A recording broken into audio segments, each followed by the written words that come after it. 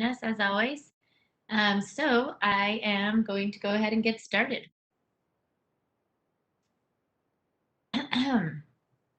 Welcome to today's Salt Lake City Council meeting.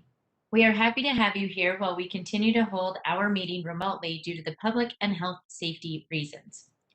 As we begin tonight's formal meeting, I would like to highlight that as the city's elected officials, council members not only serve on the city council, we also serve as the local building authority board and the redevelopment agency board.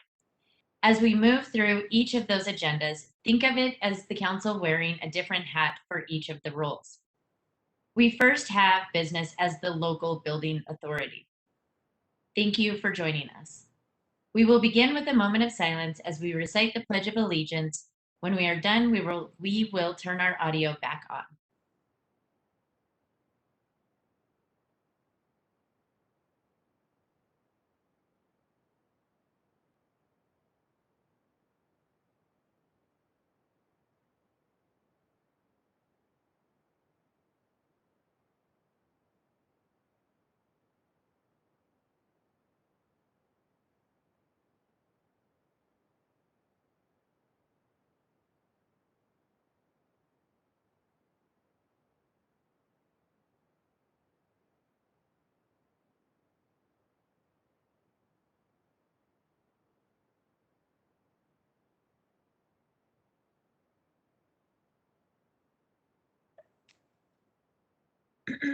Sorry, my allergies are making it so my throat's all funny. I will review the public comment rules once we reach our agenda for council public hearings. So this brings us to the potential action item B1 regarding a resolution adopting the final budget for the local building authority of Salt Lake City for fiscal year 2021-2022, including the capital projects fund. I will look for a motion.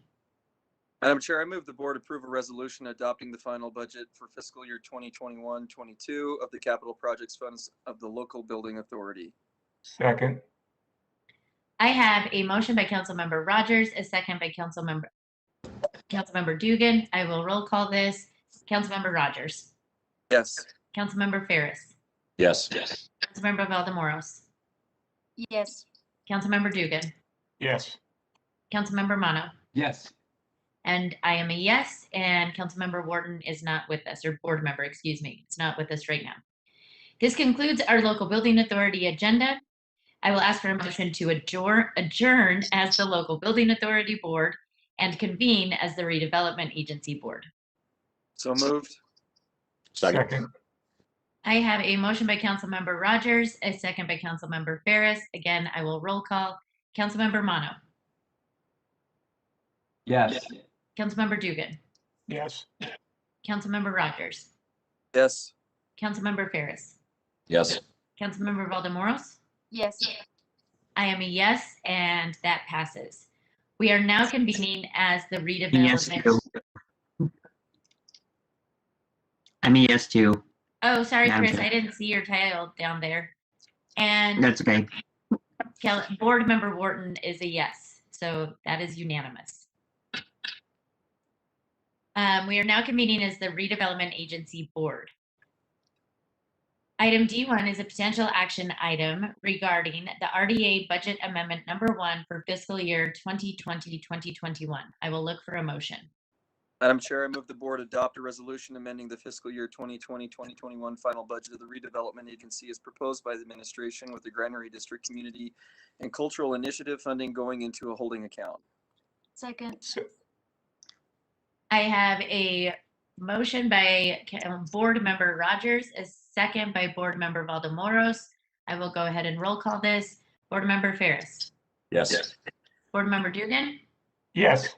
Board member Mono. Yes. Board member Rogers. Yes. Board member Valdemoros.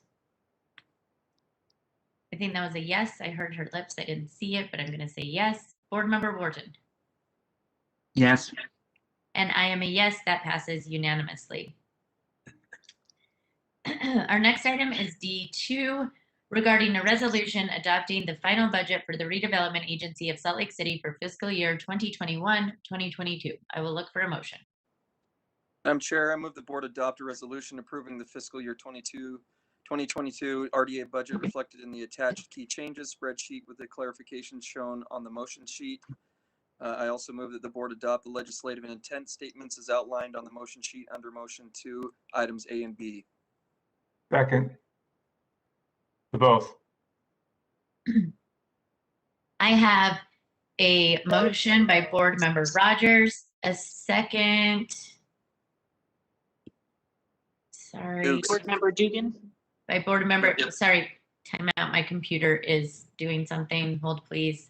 Sorry, everyone. By Board Member Dugan. I will go ahead and roll call this. Board Member Ferris. Yes. Yes. Board Member Rogers. Yes.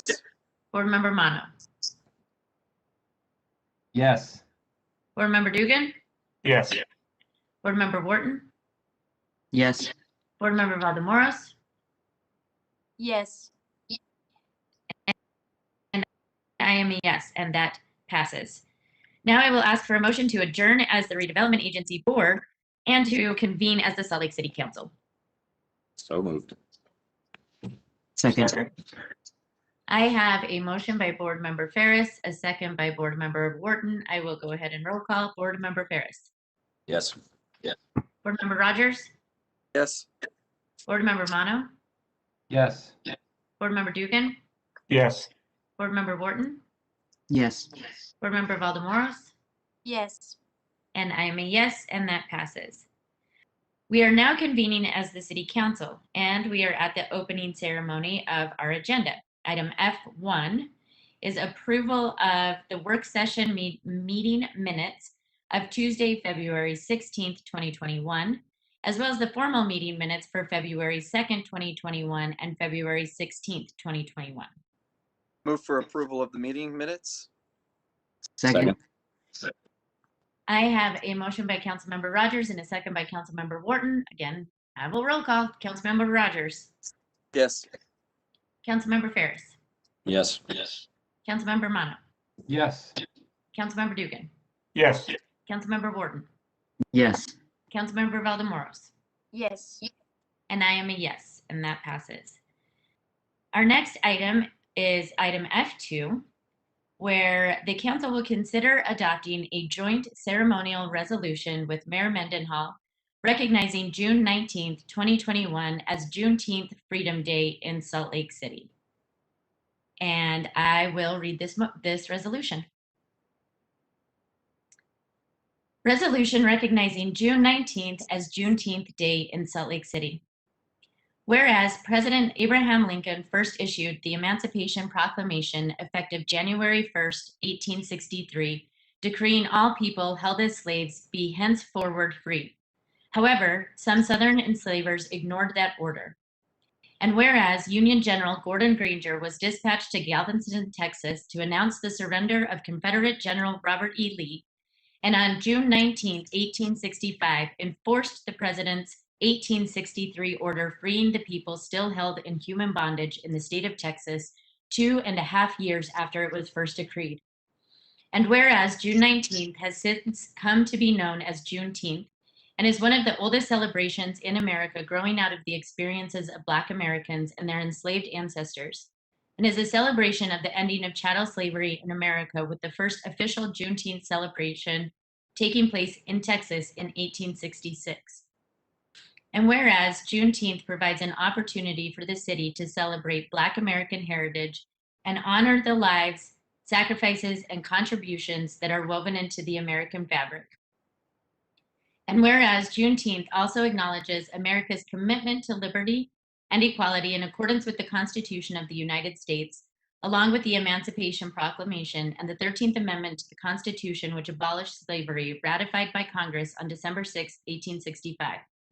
And whereas through our other systems of oppression, such as sharecropping, Jim Crow, redlining, and mass incarceration, the plunder of Black bodies and Black wealth continued past slavery and persists to this day, disproportionately affecting the physical and mental health, safety, and education of Black Americans. And whereas the candid acknowledgement of this history is necessary if we, as a nation, state, or city, are successful in our effort to build a truly equitable community that exemplifies and promotes the fundamental American values of freedom, diversity, equality, liberty, and justice.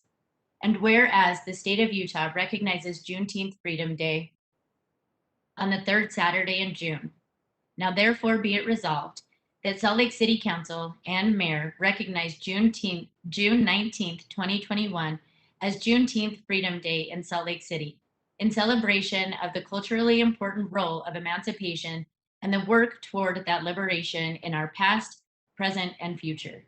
Be it further resolved that Salt Lake City emphasizes the freedom and dignity of every human being and opposes and rejects any form of oppression. We now have, I think we need a motion for adopting the resolution, ratifying the resolution. Is that correct? Madam Chair. Yes, Madam Chair, I move to adopt the resolution. Second. Second. I have a motion by, by board member or council member Wharton, a second I heard by council member Valdemoros. I will go ahead and roll call this. Council member Wharton, Yes. council member Ferris, Yes. council member Valdemoros, Yes. council member Dugan, Yes. council member Rogers, Yes. council member Mono, Yes. and I am a yes as well. That passes. Thank you, everyone. We now have Jeanette Williams, who is the president of the NAACP Salt Lake Branch and Tri-State Conference of Idaho, Nevada, here with us today to accept this resolution. Again, I wish we were in person to hug and take pictures and actually present you with the resolution, but this will have to do. We also have some of her executive committee members here as well. I believe Jeanette is here. Yes. Perfect. Jeanette, thank you. Janetta, Thank you, thank you. Laura. You are. I'm sorry. I keep interrupting you. I apologize. Well, thank you so much to the Salt Lake City Council, your members of the City Council, the Mayor Mendenhall, the NAACP Salt Lake Branch extends our warm concern and appreciation for the recognition of the Juneteenth proclamation, and the information that was given is accurate. History is extremely important to us, and also with the Senate today recognizing and making this a national holiday means a lot to our NAACP.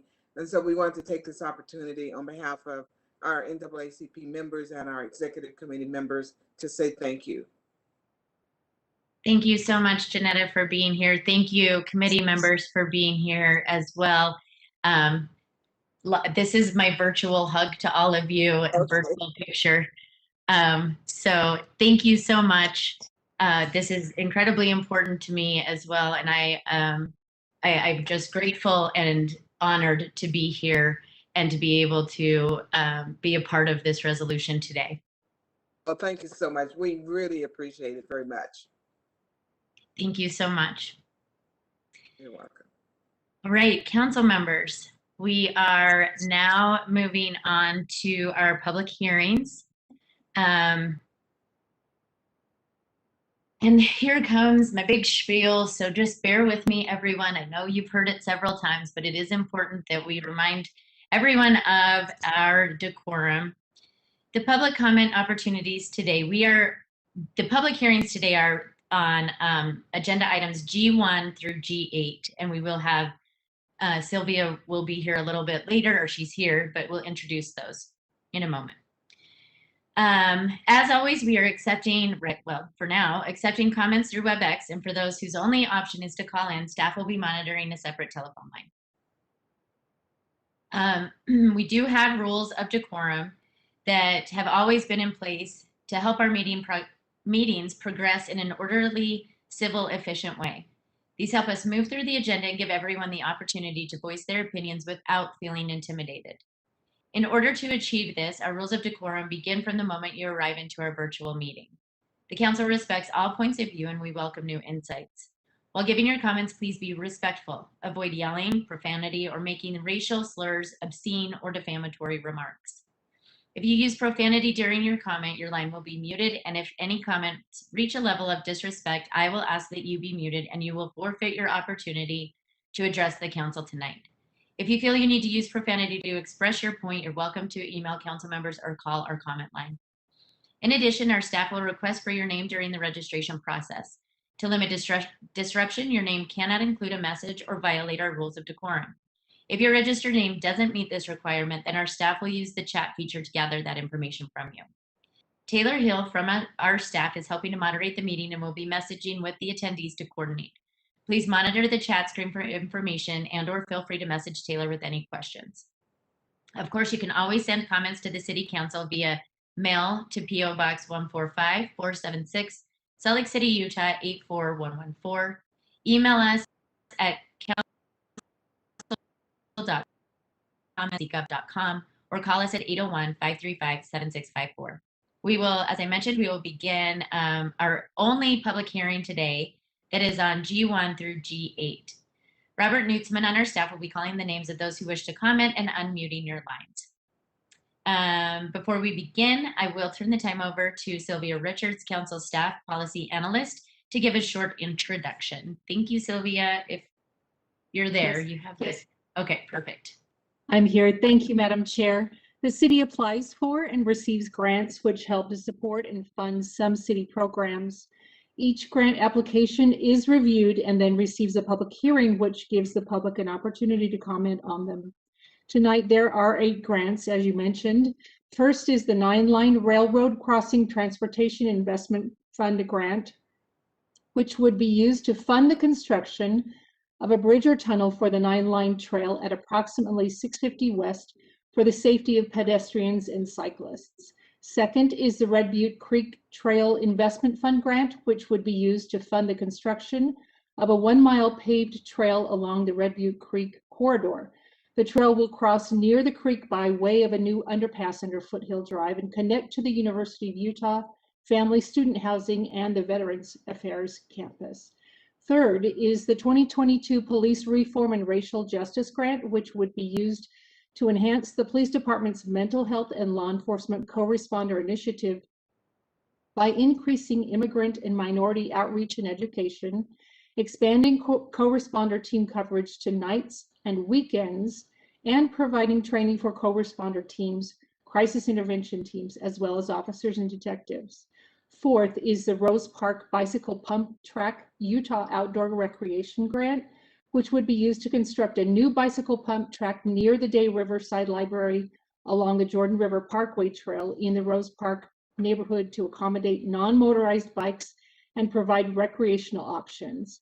Fifth is the Paddle Share Facilitating Self-Serve Kayak Rental on the Jordan River Utah Outdoor Recreation Grant, which would be used to construct kayak equipment lockers and paddle share stations along the Jordan River, allowing kayakers, rafters, and canoeists to use the equipment and stations for outdoor recreation. Sixth is the Salt Lake City Prosecutor Domestic Violence Advocate Grant, which would be used to hire a full-time domestic violence victim advocate to assist victims of domestic violence as their cases progress through the court processes. Seventh is the Social Impact Bond Study EDA CARES Act COVID-19 Recovery Technical Assistance Grant, which would be used to hire a consultant to work with the Economic Development Department to perform a social impact bond study to assess economic and opportunity disparities with particular focus on the city's west side and propose options to help reduce these disparities and identify financing mechanisms to invest in the interventions identified in the study itself. Eighth and last is the 2022 Police Traffic Services Equipment Grant, which would be used to purchase traffic cones and barricades to assist with traffic control during special events and divert traffic due to accidents. Thank you, Madam Chair. That's all for tonight. Thank you, Sylvia. I will turn to Robert for our first comment. Good evening, Madam Chair. We have approximately 4 speakers to this item, beginning with Nigel Swaby, followed by Grant Bastillos, and then George Chapman.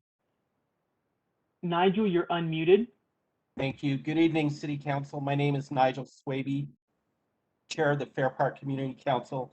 I'm here tonight to comment on agenda items G1, G3, and G5. But before I do, I'd like to give a heartfelt thank you to Salt Lake Police Department and the work they do for Salt Lake City and their recent work in our Fair Park neighborhood. Our community is glad to see you. Regarding G1, improving pedestrian and bicycle crossings in our neighborhood is a welcome item. We fully support this. Regarding G3, looking at other ways to support our community and the police department is also supported, in particular extended hours on weekends and evenings. We have benefited recently from the downtown ambassadors and understand the value of the presence of non-police authority.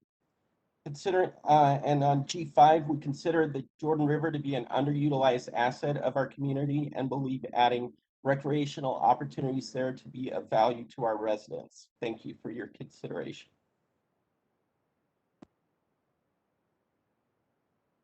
Madam Chair, next we have Grant Basile, followed by George Chapman and then Annie Charles. Grant, you're unmuted. Hello. Good evening, council members. My name is Grant. I've been working in the e-scooter industry since 2018. After the Black Car Limousine Company, I worked for as an operations manager and got displaced by Uber and Lyft. I started my business as a fleet manager almost a year ago. Since then, I have hired 2 mechanics, 2 drivers to my payroll. I take pride in the business I run, and I know from experience that Lime and Link are not taking their operations as seriously as I do. I'm in the field every day, and Lime's vehicles are constantly broken and damaged. Bird has the best vehicles in the market, and safety is the absolute priority. We work hard every day to keep vehicles repaired, clean, and ready for a good experience on the road. One of the biggest things that will be missed if Bird leaves is the community involvement. I talk to people in the community all the time to ask about their experience and see what we can be doing better. We partner with restaurants and other local companies to make sure they have vehicles available outside. It helps drive business. The other operations aren't doing that on a local level as we are, and it goes a long way to give back. Above all, I like to keep giving my employees the opportunity to make a living in this industry. If forced to leave, I'll do everything I can to help them find another place to land, but I really hope they get to keep working with me and with the city of Salt Lake. Thank you. Following Grant, we have George Chapman, followed by Annie Charles.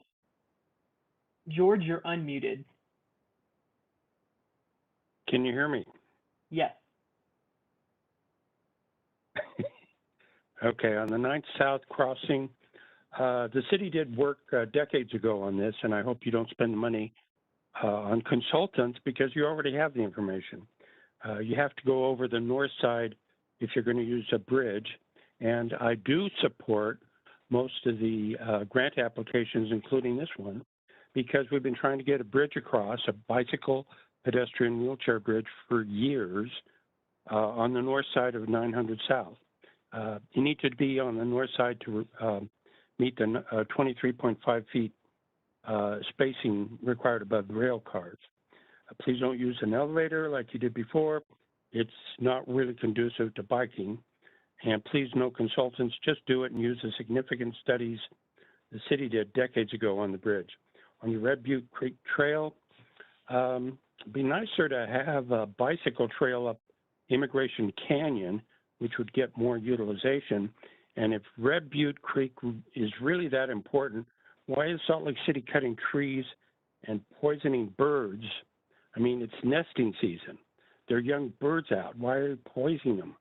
It's not very environmental to poison young birds like they're doing now. So please think about what you're doing with Miller Park.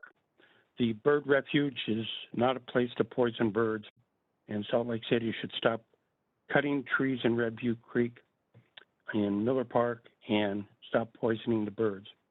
And please work on the 9 South Bridge. It should take less than 10 years. Come on. 10 years? Come on. It can be done in a couple of years. So please hurry up on the 9 South Bridge. It divides the east and west, and it shouldn't. It's important for the 9 Line Trail. Thanks for listening. Madam Chair, next we have Annie Charles. Annie, you're unmuted. Thanks. First, I'd just like to reiterate some of George's comments of like the importance of protecting migratory bird areas. I think that's super important and vital. So I just reiterate all those things he said right at the end, along with not giving more money to consultants, but just investing it in the community to create these things that you're proposing. We always have studies that are done, and it takes up a huge chunk of money when there's already studies out there that we've done or that similar spaces have done that we could utilize. So I would reiterate those. I would also like to express my lack of support for the $100,000 that will be going to the police. I think it's an additional $100,000 on top of an already 5% increase for the year.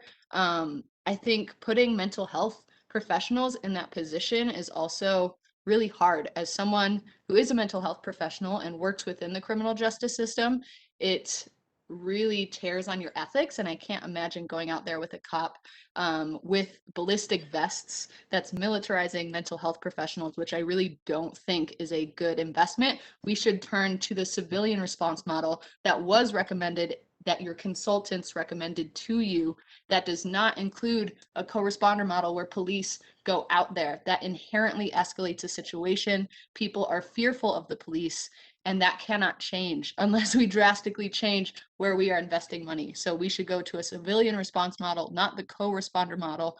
You guys just talked about it last week, wanting to turn away from the co-responder model to have police going out there less and just mental health professionals. I think that's what we should do right now. We shouldn't be investing more money in the police. It should go into those mental health professionals who can go out to those calls. And also $5,000 or whatever it is for traffic cones. I also don't support that. Thank you. Madam Chair, we don't have any more speakers to this item. Thank you, Robert, and thank you to everyone who made a comment. I will look for a motion. Madam Chair, I move that the council close the public hearing and refer items G1 to G8 to a future consent agenda for action. Second. Excellent. I have a motion by Councilmember Dugan and a second by Councilmember Ferris. I will roll call Councilmember Wharton. Yes. Councilmember Ferris. Yes. Councilmember Mano. Yes. Councilmember Dugan. Yes. Councilmember Rogers. Yes. Councilmember Valdemoros. Yes. And I am a yes, and that passes. Thank you. This brings us to our potential action items on our agenda. Item H1 regarding the library budget amendment number 2 for fiscal year 2020-2021. I will look for a motion.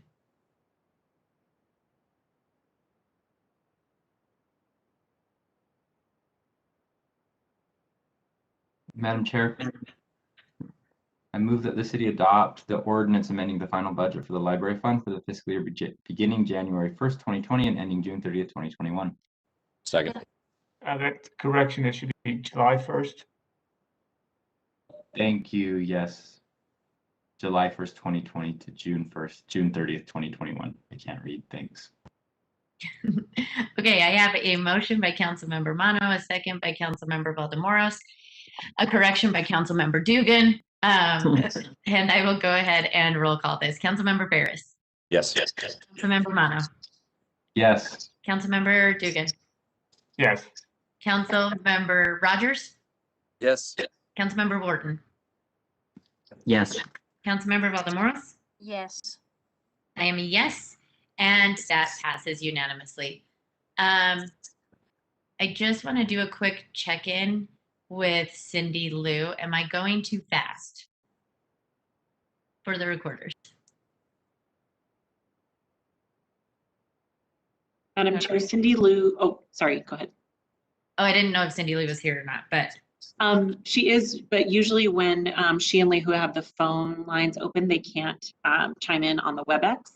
So okay. I will message them just to make sure. Okay, I know that I go through this quickly. Just want to be respectful of people listening, so I apologize. We are on H2, which is our budget amendment number 9 for fiscal year 2020-2021. I will look for a motion. Madam Chair, I move the council adopt an ordinance amending the fiscal year 2020-21 final budget of Salt Lake City, including the employment staffing document as shown on the motion sheet. Second. I have a motion by Councilmember Rogers, a second by Councilmember Dugan. I'll roll call this. Councilmember Mono. Yes. Councilmember Rogers. Yes. Councilmember Warden. Yes. Councilmember Dugan. Yes. Councilmember Ferris. Yes. Councilmember Valdemoros. Yes. And I am a yes. That passes unanimously. Folks, we have now reached potential action items H3 to H14. These are ordinances associated with the implementation of the mayor's recommended budget for Salt Lake City, including the library fund for fiscal year 2021 to 2022. The council appreciates those who provided input on how you would like your tax dollars spent. There are so many needs, and your input has helped us as a council to decide where to put your tax dollars to work. First, I would like to ask Jennifer Bruno, our Council Deputy Director, to give a brief overview of the budget before the council makes any motions. Jen?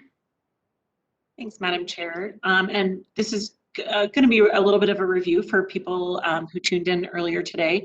But just to reiterate, the budget furthers the council's goals on especially as it relates to equity in public safety and diversifying the city's public safety response, and continues some of the items that were presented in the mayor's recommended budget. The budget that is before the council right now doubles the city's social worker program, enhances dispatch resources, adds an additional medical response team in the fire department focusing on the ballpark and Poplar Grove areas, and sets aside $2 million as a down payment for future conversations with the administration and the REP Commission towards implementing a diversified response model for public safety needs. The budget also restores funding in the police department so that the department can address those issues with vacancies and response times.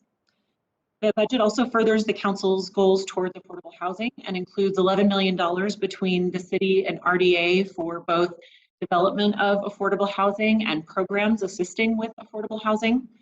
It also leverages general fund dollars for a targeted investment along North Temple, and includes general fund dollars to help fund the public market along North Temple. It also approves hiring 60 new city employees, some of which are funded by federal grant dollars, to bolster city services in a variety of departments, and includes the creation of a new Department of Public Lands to oversee the city's public lands. It also increases employee compensation by 2% and funds recently offered union compensation. It uses federal American Rescue Plan Act dollars to aid in recovery efforts and programs to assist residents out of the pandemic, like the Enhanced Youth and Family Program offered, and an apprenticeship program.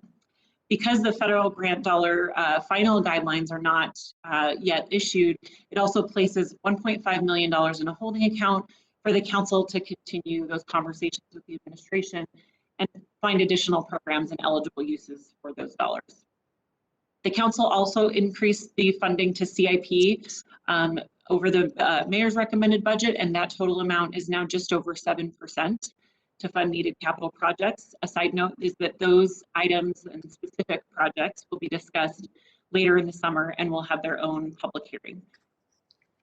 There's also the fund balance level for the budget as proposed to be adopted is the same as recommended by the mayor at 13.89%, which protects the city's rainy day fund in the event that the economy needs it in the coming year. And that's it. With that, I'll turn it over to, I believe we have one motion sheet that addresses all the ordinances. So hopefully we can pivot to that. Thank you, Madam Chair. Thank you, Jen. Again, I did mention this in the work session, but want to take an opportunity right now during the formal session to just thank the council staff to thank all of the departments, the department heads, to thank the finance department, and to thank the mayor and her administration, as we've all worked incredibly hard. I know the mayor and her administration and the departments have been working for, I would say, months on this, and the city council has been working for the last several weeks, and everyone's been collaborative. We've asked a lot of questions and gotten all of the answers that we can from department heads, and I really appreciate all of that. And again, really just want to say thank you to council staff for all of the work that each and every one of them have done to help educate us council members so that we can do the very best job for our residents and for the city. So thank you to all of you for this budget. With that, yes, Councilmember Dugan. Madam Chair, may I have a moment of personal privilege? Yes. So I echo all your thanks to the staff. They answered all my questions, all my concerns, and even answered some of my bad ideas. So I appreciate all their efforts. But I also want to say a thanks to the residents and the citizens of the city for their engagement. From the two young ladies the two young residents who stopped by my house last night to deliver a hand note on their concerns and recommendation. I love the engagement across the city. I love the spirit. Though we may not all agree eye to eye, I think we all have a sense of care for our safety and our equity across the city. And I think this budget reflects our care and for this public safety and the well-being of our citizens. So I appreciate the engagement across the city, and my heart goes out to everybody here. Thank you very much. Very well said, Councilmember. I couldn't agree more. Thank you so much. With that, we can put up that big motion sheet again, please. Thanks, Taylor. And Madam Chair or any council members, if you need us to scroll in at any point, just let us know. Madam Chair, I'd like to make a motion. I move that the council adopt an ordinance approving Salt Lake City's fiscal year 2021 to 2022 budget as outlined in the attached key changes, spreadsheets, and staffing document, excluding the schedule for capital projects and debt and the library fund. My second motion. Councilmember Dugan, let's do them one at a time. Okay. Second. I have a motion by Councilmember Dugan, a second by Councilmember Wharton. I will go ahead and roll call. Councilmember Mono. Yes. Councilmember Wharton. Yes. Councilmember Valdemoros.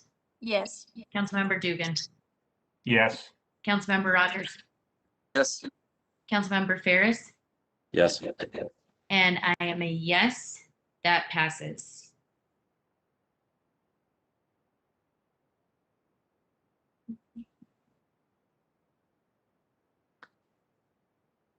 Madam Chair, Yes. I move that the council adopt an ordinance approving the budget for the library fund of Salt Lake City for fiscal year 2021 to 2022. Second. I have a motion. Weird, almost forgot that word. I have a motion by Councilmember Wharton, a second by Councilmember Dugan. Roll call. Councilmember Dugan. Yes. Councilmember Wharton. Yes. Councilmember Valdemoros. Yes. Councilmember Mono. Yes. Councilmember Ferris. Yes. Councilmember Rogers. Yes. I am a yes. That passes unanimously.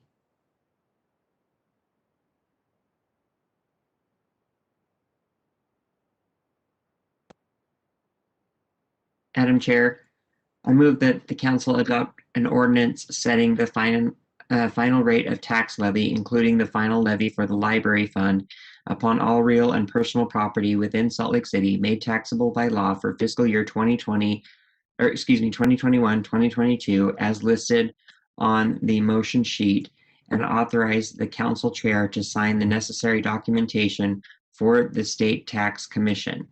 A tax of 0.004076 on each dollar of taxable valuation, of which a 0.002854 shall be credited as revenue in the general fund, generating $88,819,132 of ongoing revenue, and B, 0.00014 shall be credited to the judgment levy for the general fund, a one-year adjustment generating $433,129 of one-time revenue, and C, 0.000556 shall be credited towards repayment of general obligation bonds, generating $17,315,863 of ongoing revenue,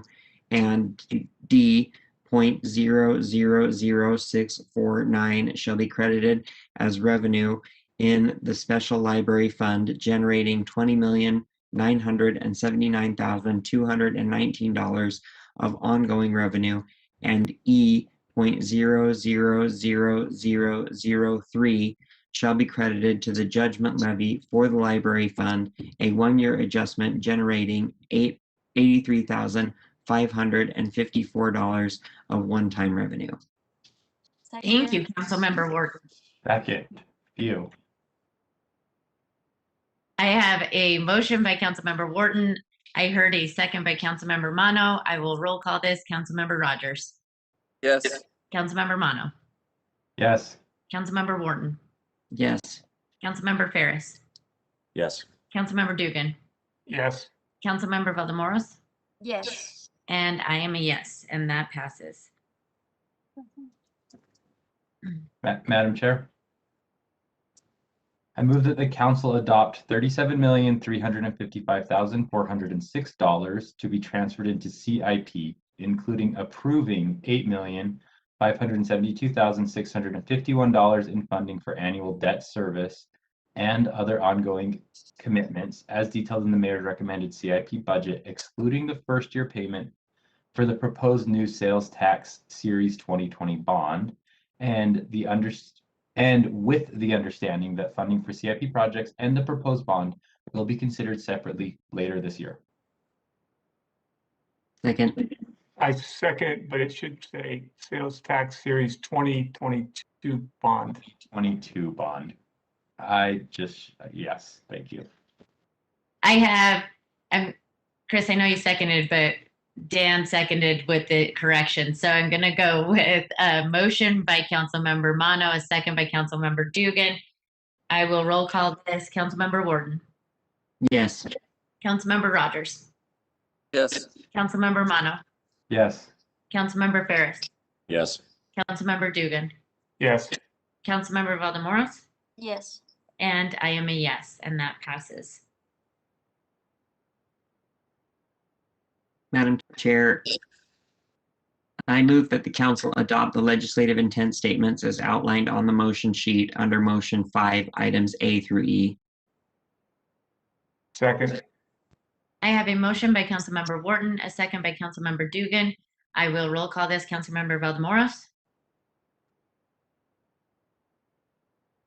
Yes. Councilmember Wharton. Yes. Councilmember Ferris. Yes. Councilmember Rogers. Yes. Councilmember Mano. Yes. Councilmember Dugan. Yes. And I am a yes, and that passes. Madam Chair, I move that the council adopt ordinances A through F as shown on the motion sheet related to the fiscal year 2021-2022 budget.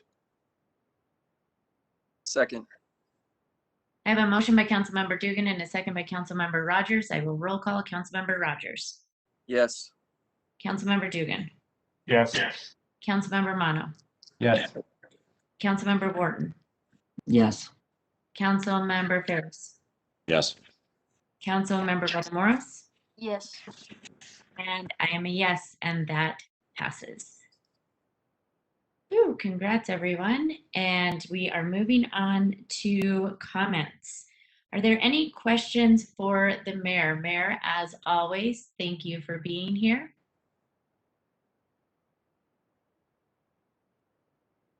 Just thank you. Madam Chair, just I wanted to say thank you. kind of reiterating what you all have said already, but another chance to thank the mayor and the administration for all the work, all the answers, all the things that we have asked of them in this budget season.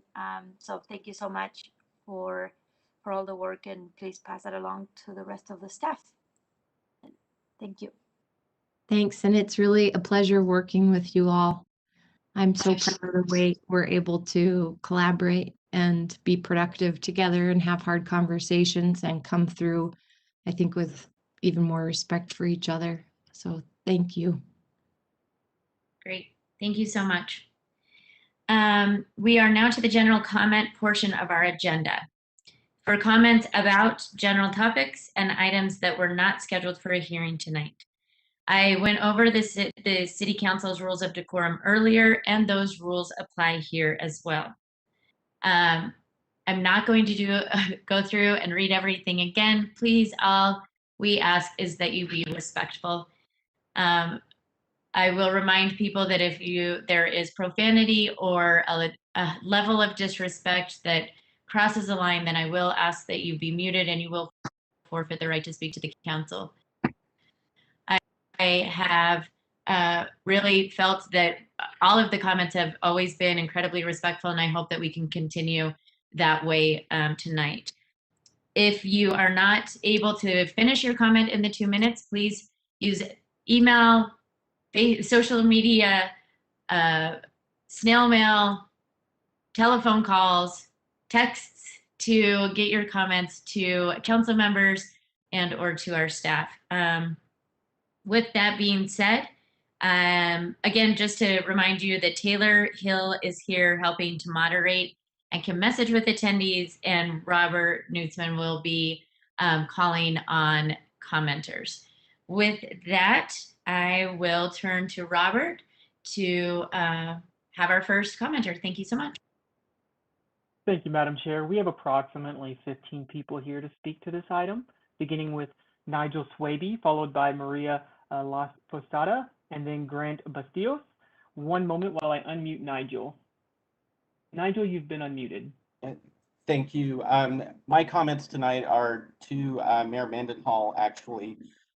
Both you and the City Council should be in receipt of a letter I sent last Friday, and I just want to read some of the key points.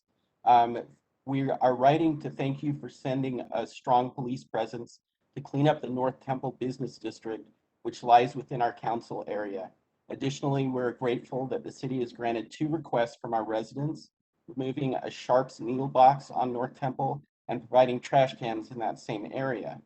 However, we are concerned that these requests seem to fall on deaf ears for many years, including during your tenure as a city council member. It was not until concerned residents and business owners felt they had no other option but to take matters into their own hands that the city finally took action. We do not believe this is a healthy way to have a dialogue with you or the city council. The city's inaction to respond to our pleas has had real-world effects that negatively impact our community and the city that you've been elected to serve. These include preventable murders, drug overdose deaths, and business closures. I'm asking you to personally attend our August 26th Community Council meeting at 6:30 p.m., where we can discuss these issues face-to-face to have a positive collaboration moving forward. Our current plan is to have that meeting in person in the Northwest Community Center, and I'm happy to respond to any questions you may have. Thank you all.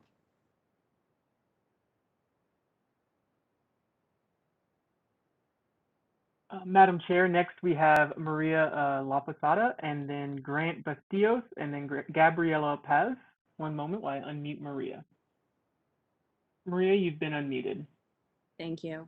Thank you, council members and honorable mayor, for your dedicated time and service to Salt Lake. My name is Maria, and I have been working at Bird for over 2 years. For almost all of that time, I have been focused on Salt Lake City, and I am now the general manager for Salt Lake City and serve as the single point of contact for our operations. I am fortunate enough in my role to partner with fleet managers who you will hear from today and other fleet managers in Salt Lake City who they represent to run safe and efficient e-scooter operations. The level of thoughtfulness and care that they bring to what we do is mesmerizing.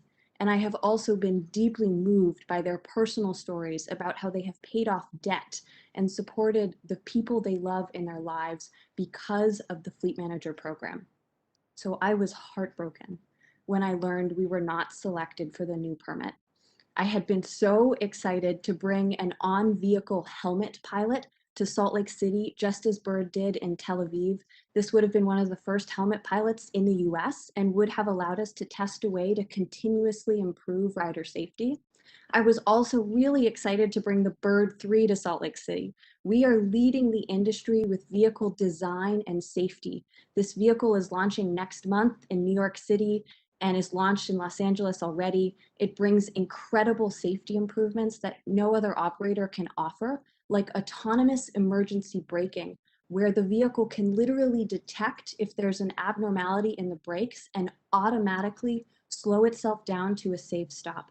Council members, we have learned a lot from this RFP process, and we are particularly appreciative of the leadership of John Larson. We want you to know we have heard the feedback and it is invaluable. We hope you will consider adding Bird as a third operator so that we may help the residents of this great city find clean ways to get around as we find our new normal post-pandemic. Thank you for your time and consideration. Madam Chair, next we have Grant Bastillos, followed by Gabriella Paz, and then Robert Singleton. One moment while I unmute Grant. Grant, you've been unmuted. Hello again. I guess I accidentally spoke on the general comment on accident, so my apologies.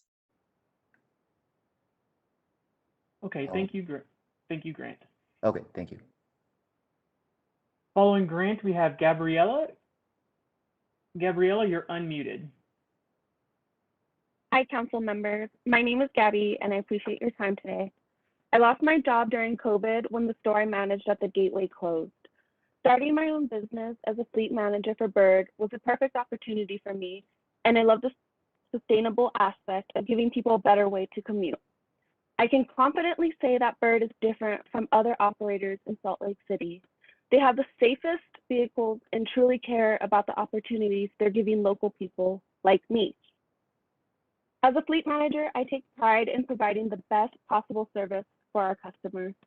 I want people to respect e-scooters, so I go out of my way to make sure the vehicles from all operators, not just my scooters, are picked up and parked well. This business has been life-changing for me and my family. When I became a fleet manager, I was able to get off unemployment and start actually saving. I recently paid off all my debt and was able to help my brother financially when he had also lost his job due to COVID. That would not have been possible before. If Bird leaves Salt Lake City, everything will change for me. This has been the best business to be a part of, and I truly believe in what I'm doing to help make mobility better for the city. Thank you for your consideration. Next, we have Robert Singleton, followed by Alex McMillan, and then Daniel Schelling. Robert, you're unmuted. Thank you, council members. Good evening. My name is Robert Singleton, and I'm the Government Partnerships Manager for Bird, covering the Pacific Northwest and Rockies region. I'm here today to tell you a little bit about our company, our current situation in Salt Lake City, and to request that Bird be allowed to remain in the city as a valuable community partner and service.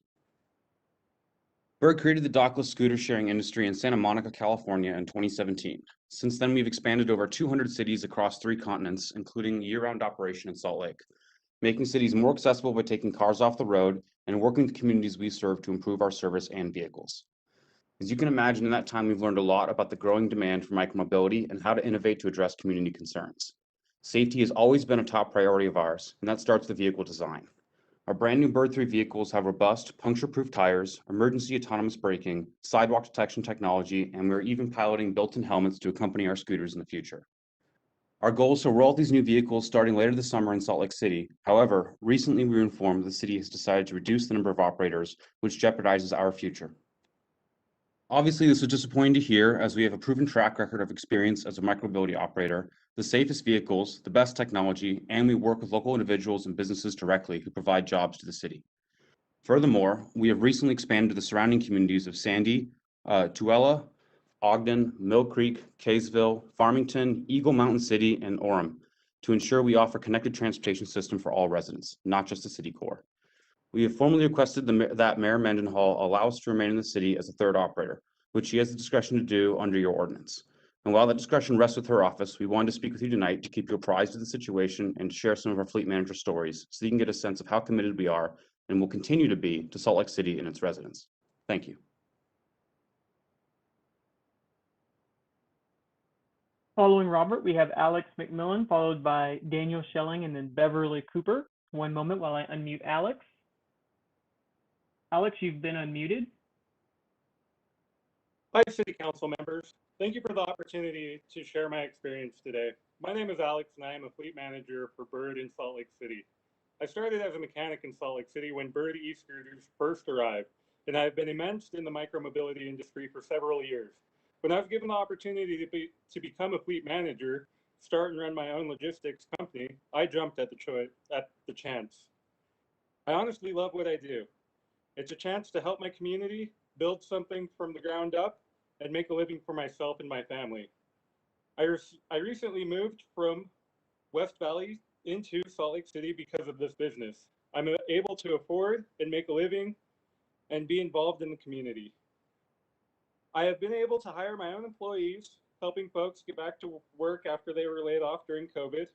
We take pride in our work, and we love having e-scooters down in town. So we make sure that all scooters are picked up and out of pedestrians' ways, right-of-ways, not just Birds in our fleet. Because of my background in mechanics, our team is hyper aware of safety and how to keep vehicles well maintained. My team knows if you wouldn't put your grandma on it, don't put it on the road. And we take that seriously.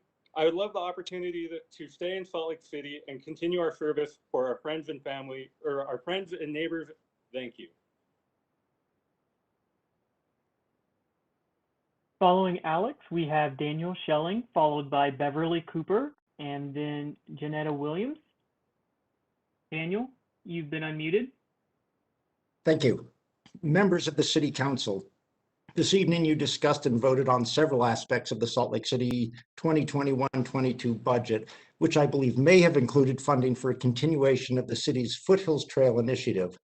While you didn't have time to discuss in detail funding for the Foothills Trails Master Plan, I encourage the council to pass a resolution in the near future to release these funds only after an appropriate analysis of the work done to date has been undertaken by one or more external individuals or groups, and only after an appropriate analysis of planned future work has also been completed by external individuals or groups. In addition, I would like to request that the council make the release of funds incumbent upon the recommendation of an external oversight board, which represents a broad spectrum of Foothills user groups. I've tried to show the council during past meetings that both the Foothills Trails Master Plan and its implementation have been deeply flawed. The result has been, among other things, one, the construction of trails in geologically unstable and therefore unsustainable locations. Two, the destruction of fragile plant and wildlife habitat within our foothills.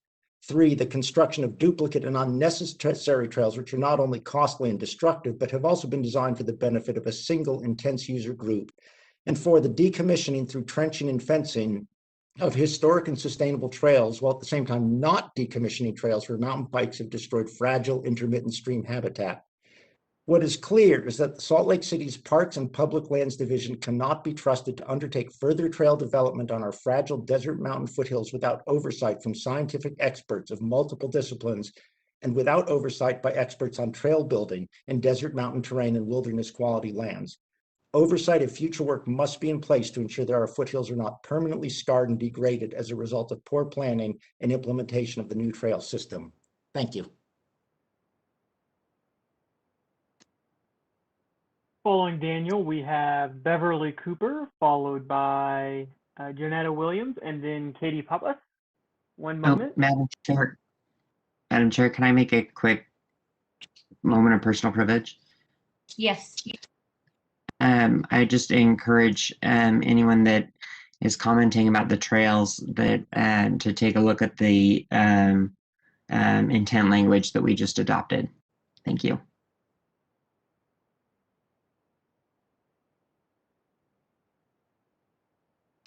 Next. Bobby, you can continue. Sorry, thank you. Thank you, Madam Chair. Next, we have Beverly Cooper, followed by Janetta Williams, and then Katie Pappas. Give me one moment. Beverly, you're unmuted. I echo everything Daniel said and thank Councilman Wharton for his help on the trails issues. I, through this process, have come to appreciate all of you that sit in the chairs, mayor and council people.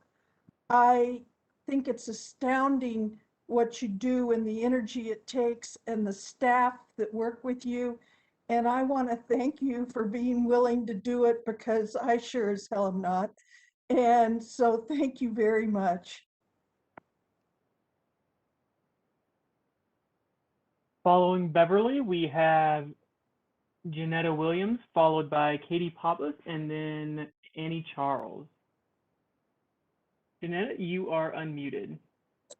Oh, I'm sorry. Okay, I was trying to unmute. I had spoken earlier to thank the mayor and city council members for the proclamation for Juneteenth, and I didn't have anything else to say. So I have already spoken. Thank you so much. And next we have Katie Pappas. Katie, you are unmuted. Hi, my name is Katie Pappas and I live in Salt Lake City. The issue I will speak to isn't on the agenda tonight, but was a topic at your work session today. The Salt Lake Mosquito Abatement District was created by the Utah legislature in 1923 and consists of trustees appointed by the mayor. It's another entity that doesn't respond to and isn't accountable to the public. They are currently seeking to increase their funding. I think it's time to take a hard look at the Mosquito Abatement District. Should we continue adding pesticides to the toxic chemical stew we're all exposed to every day? We've heard that other more progressive states have found better ways to deal with mosquitoes without using harmful pesticides. The benefits of their use is questionable with virtually no notable disease prevention. Pesticides have been shown to adversely affect other insect populations and birds as well as people. I'm also concerned that the completion of the prison and build out of the inland port in the Northwest Quadrant will lead to drastic increases in the use of pesticides to make that area livable. I think the existence of the Mosquito Abatement District should be reevaluated to determine whether it is safe, sustainable, and worth the cost to taxpayers. Thank you. Madam Chair, next we have Annie Charles, followed by George Chapman. Madam Chair, it looks like Annie has left, so we will move on to George Chapman. George, you're unmuted. Okay. Well, council, don't ask the chief what happens when we are down 200 cops, because this city will see it at the end of this year. The chief's slide from June 1st showed we were down 122 available. This city should not assume that a new police academy graduate is as good as a 10-year experienced and well-trained cop. We are losing cops with $500,000 in de-escalation training due to a lack of appropriate salary and lack of a retention bonus. By the way, the MOU with the police department, we don't know what it is yet. You should publicize it now. I know that there are some superwomen social workers who feel comfortable confronting people on drugs or that are having a mental health crisis, that even our firefighters, not generally considered wimps, ask for a police response when responding to medical issues in areas with historical issues of drug use. Again, there's no substitute for a well-trained and experienced cop. This city should give our cops more respect, salary, and a retention bonus. And on the mosquito abatement, it is scientifically justifiable, but the budget increased 50% in 2016, and the decrease in inland port property assessment is wrong. Until the inland port contracts for appropriate mosquito abatement, the mosquito district should not increase their budget. and we need slope stabilization in Miller Park instead of cutting the deep-rooted trees that stabilize the slopes. And by the way, due to a poor design of the stream bed, mosquitoes are rampant in Miller Park. Thanks for listening. Madam Chair, we don't have any more speakers for this item. Thank you, Bobby, and thank you to everyone who commented today. We appreciate you engaging with us in this process. Sorry, I'm just pulling up my agenda. I believe we're on the consent agenda at this point, so I will look for a motion. Madam Chair, I move we approve the consent agenda. Second. I have a motion by Councilmember Rogers, a second by Councilmember Dugan. I will go ahead and roll call this. Councilmember Mano? Yes. Councilmember Ferris? Yes. Councilmember Dugan? Yes. Councilmember Wharton? Yes. Councilmember Rogers? Yes. Councilmember Valdemoros? Yes. And I am a yes, and that passes unanimously. I didn't forget anyone, did I? Your tiles moved around. Council members, Madam Mayor, thank you for being here with us today. Thank you for everyone who participated and joined and watched. And we are adjourned. We will see everybody on July 13th. Thank you.